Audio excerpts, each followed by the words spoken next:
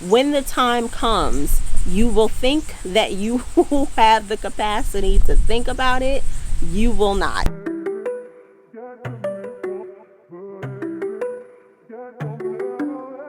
Hey y'all, welcome back to Not Quite Homesteading, ESK Garden.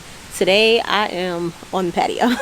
Today I wanted to have just another garden chat with you guys, talking about some things that I've been thinking of implementing in my second year of gardening to just help me be a more productive gardener, but also to kind of take some of the pressure off that I felt through the spring and summer season. I'm going to share 7 things I intend to do starting with my fall garden. Hopefully that will allow me to put some better habits into place to, I guess, accomplish some of the things that I want to accomplish within the garden. So the first one I'm going to address, I think is a known issue by now. So if you've been with me, even if you're new here, you know, I talk about this in quite a few of my videos. Spacing is a big thing for me. And I say spacing because I struggled a lot in my first year of gardening with overcrowding. Not just because I'm someone that wanted to like plant as much as possible, because you know that tends to happen, right? You fall into that trap, especially as a first year gardener, because you're trying new things, you see all these things, you just want to try everything.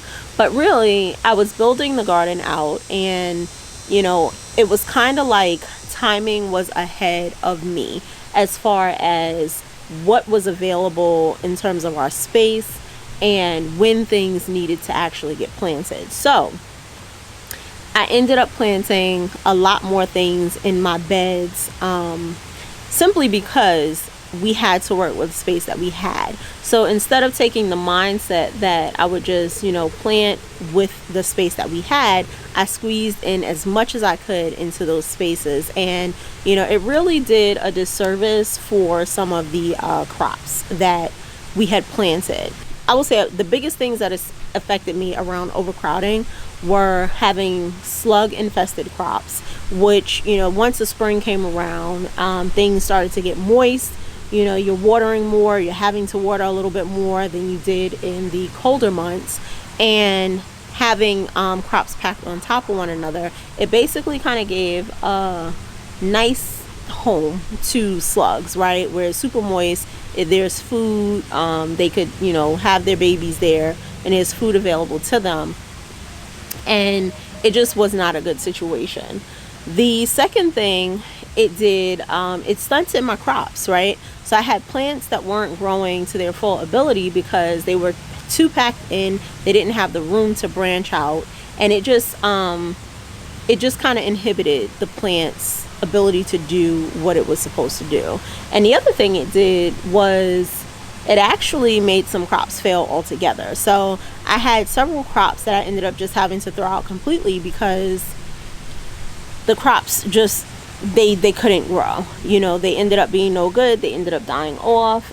They developed things like, you know, kind of that icky, like leafy green stuff, or just other things that rendered them inedible. So we ended up having to get rid of them. And what that really did was it was a lot of wasted time and energy on things that we ultimately couldn't eat. I am looking to correct like some of the spacing issues that I have had in the first year. I think we'll be in a much better position to do it because we do have more beds now. We will have more beds as the fall progresses and going into the spring of next year.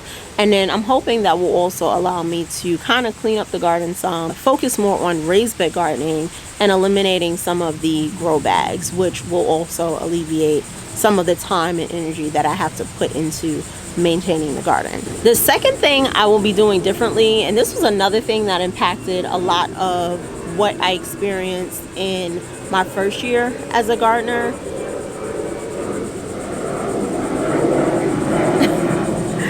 Another thing that I will be changing going into my second year, which I also feel impacted a lot of my challenges, that like contributed to a lot of the challenges I had in the first year, is timing. Right?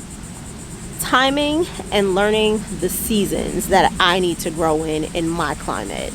And I say that because, you know, again, it was kind of the same thing, right? We were working with the space that we had, trying to get beds down, you know, trying to beat certain windows for certain crops, and it just was not successful all the way around. So what that ended up resulting in was, you know, we had crops growing into the spring, into the late spring, or into the summer that really shouldn't have been growing during those seasons.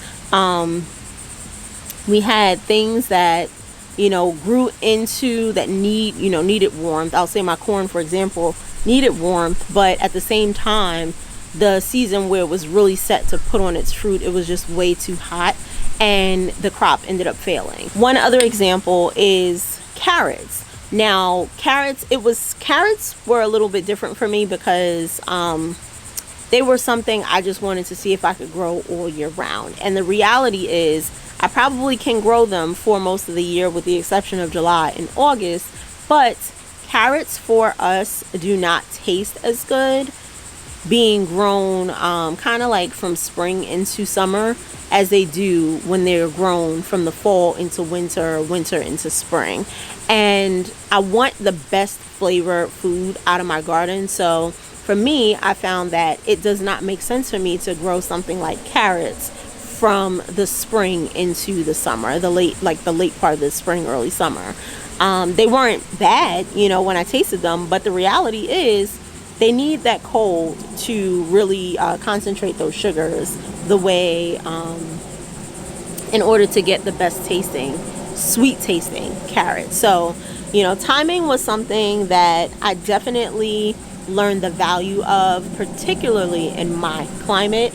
And I say that specifically if you're a gardener somewhere in, you know, zone 8A, zone 8B, maybe even zone 9A, where we have these really hot, humid kinds of springs and summers, and, you know, it stays pretty wet, you know, throughout the entire year. I think it's more crucial for us because, you know, a lot of the times we're trying to beat certain conditions, and, you know, it can become incredibly unbearable or hard, you know, trying to fight certain things, conditions, diseases, pests, you know, during seasons that we really shouldn't be growing certain crops in. And it just makes it exponentially harder when we're already having to deal with things like extreme heat and humidity. So I will say timing and learning my seasons for sure, and really planting and sticking to those time frames so that I can actually have the garden space to grow the things that need to grow in their season, but also so that I'm not creating any unnecessary stress for myself throughout this process. Gardening is supposed to be fun. We're supposed to enjoy it. I want to continue to enjoy it. It's definitely hard work, but, you know, we also just want to make sure that we're not taking the fun out of it for ourselves. The third thing I want to focus on are yields. And when I say yields, most people talk about, you know, like high production.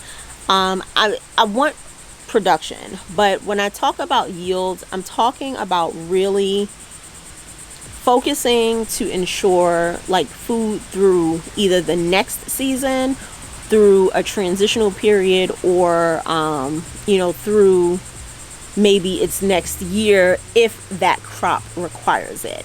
Not to just have things that I can grow pretty much all year round, you know, in preservation mode.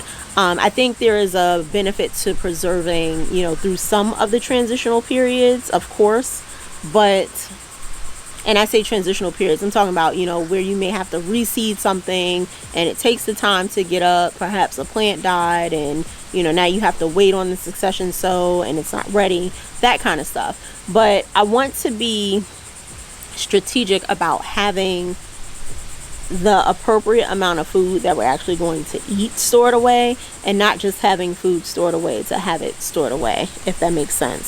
So one of the things I'll be doing to make that happen is really putting an emphasis on weighing the food that's coming out of the garden and seeing how much we're actually going through, you know, in weight measurement on an annual basis of each product, because that will let me know, you know, well, maybe I need to grow a little bit less of this crop and maybe a little bit more of this one, right? To me, it's really the best measure to use to plan for an adequate amount of food for, you and your family, in my opinion. And with that, I want to make sure that once I've reached those goals, if the plant is still producing, I go ahead and pull them. I'm not just holding on to plants because they're still producing. If I've met my goals,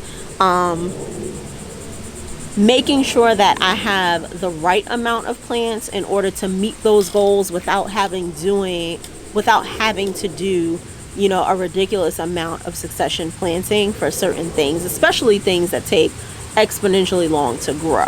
So that is one of the things that I think that will be important to, my success in the coming years around gardening, but definitely want to focus on yields. I have some ideas and some numbers that I'll be working off of going into this season, but next year I'll know if those numbers were accurate or if they need some adjustment, whether it's up or down. So the fourth thing, which kind of piggybacks off of that, is leveraging succession planting and using succession planting wisely. So I think a lot of times when we talk about succession planting, we're thinking about, I planted this seed this day. I will, either replant when the plant starts to die back a little bit, or maybe, you wait 4 weeks and then you plant another one. And that is something I intend to do. However, I want to get into crops that have early, mid-season, and late-season varieties. I think this is one way to kind of take some of the pressure off of myself by having plants that I can, plant maybe at the same time, but that will not come to like full harvest at the same time. And things like cabbages, broccoli, you can do that with. Different types of onions are something you can do that with. Obviously, like, your bulbing onions, those are going to take much longer, but you can plant green onions, you can plant scallions, then you can plant leeks, and then you can plant shallots, and then you can plant regular onions, and those things will all come up at different times and can be used almost interchangeably. But those are the types of those crops. Heading lettuces, another one. So if you have different varieties of heading lettuces, you want to put one that comes up more quickly in at the same time that you put one that comes up maybe 10, 15, or even 20 days later, so that you're not having to constantly plant seeds, but you're making the different varieties work for you in that way. So when I talk about leveraging succession planting, I'm talking about leveraging it wisely and being strategic about decreasing the workload but still increasing the productivity. The fifth thing I plan to do, and I'm hoping that this will help some of the challenges that I've had this year with pests, are making ecosystem improvements. Now, I do spray, and this year, to be honest, I didn't really spray as much as I probably should have. There was some bugs that had some field days in my garden, but I don't want the responsibility per se of having to constantly be spraying and worrying about, if I'm going to cause disease on the plants, because for the most part you should be spraying at night, so that you're not affecting like beneficial bugs, or so that the plants aren't being burned by the chemicals in the sun. But I also want to take up a routine of adding beneficial insects to the garden.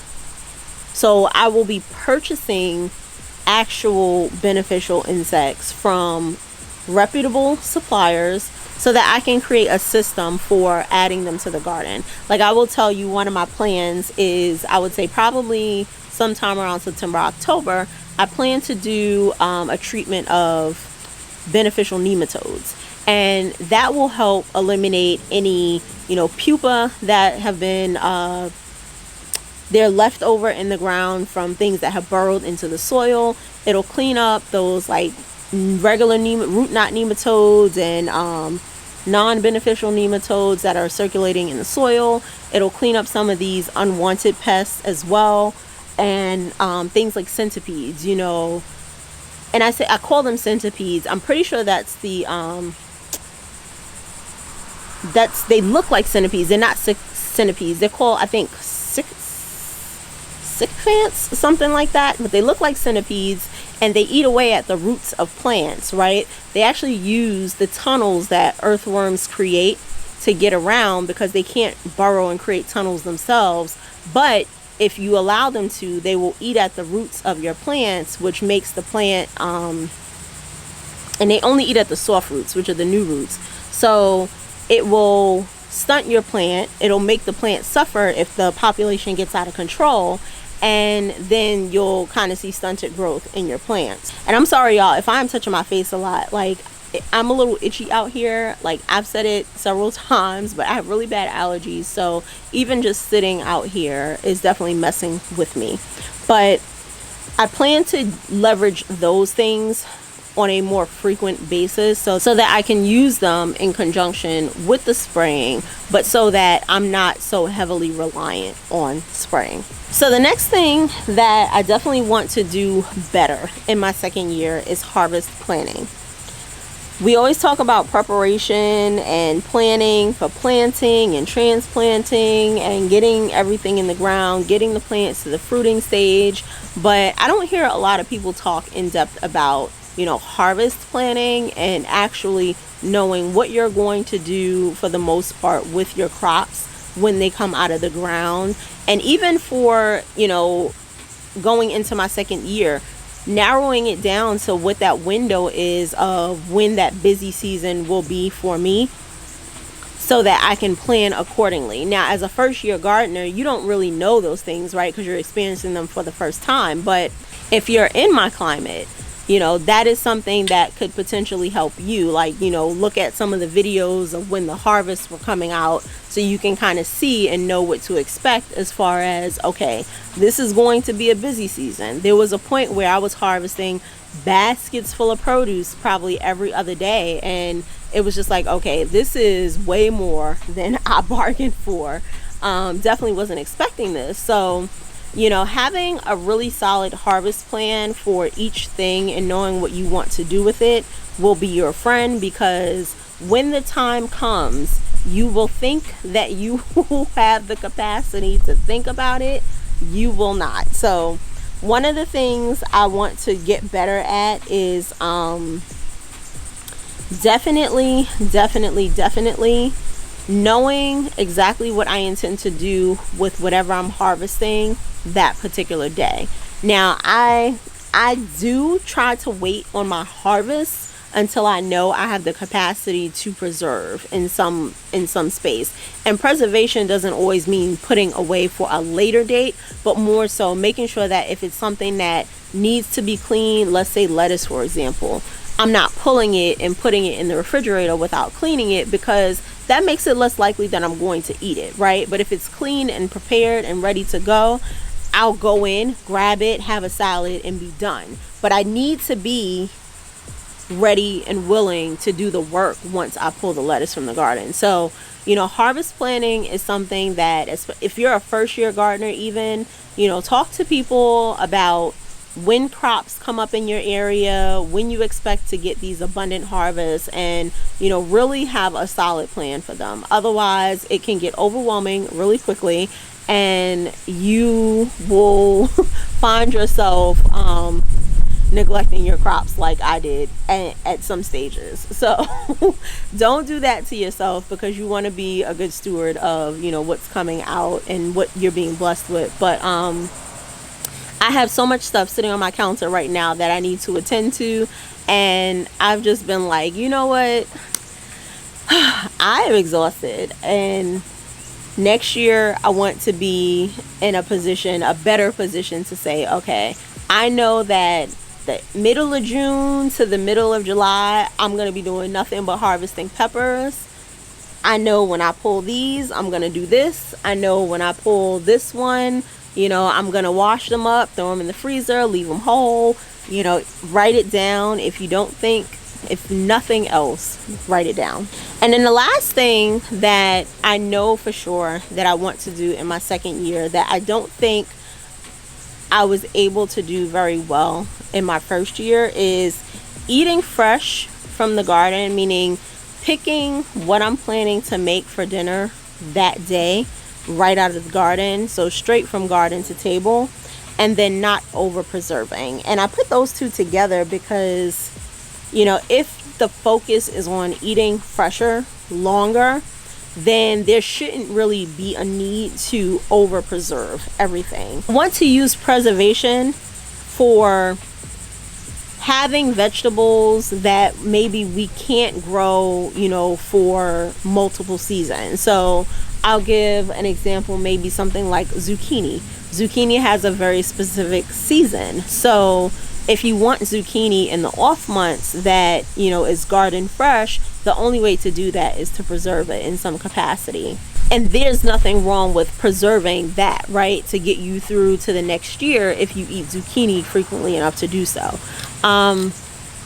But most crops for me and for this climate, we can grow almost year round. So I want to put the emphasis on, you know, keeping the garden moving and being able to harvest fresh foods and using the preservation for those like once a year crops and or, you know, for those transitional periods. The thing I don't want to do is find myself preserving and preserving and preserving, and then I just have all this preserved food in my freezer, because again, the emphasis is on eating as fresh as possible, as much as possible.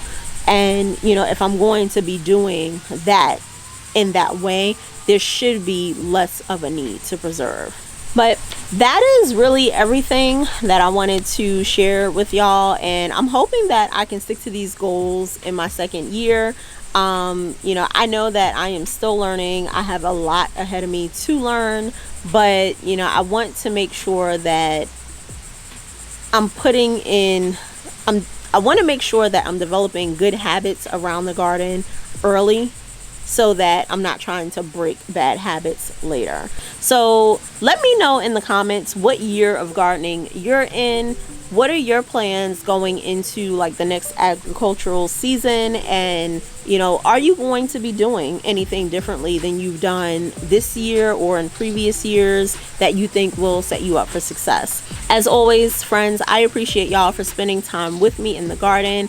If you like this video, definitely subscribe, hit the like button, share it out to a new gardening friend that may not have found us. Don't forget to visit our affiliate links in the description box. And as always, let's keep learning, sowing, and growing together, friends. Until our next garden update. Bye.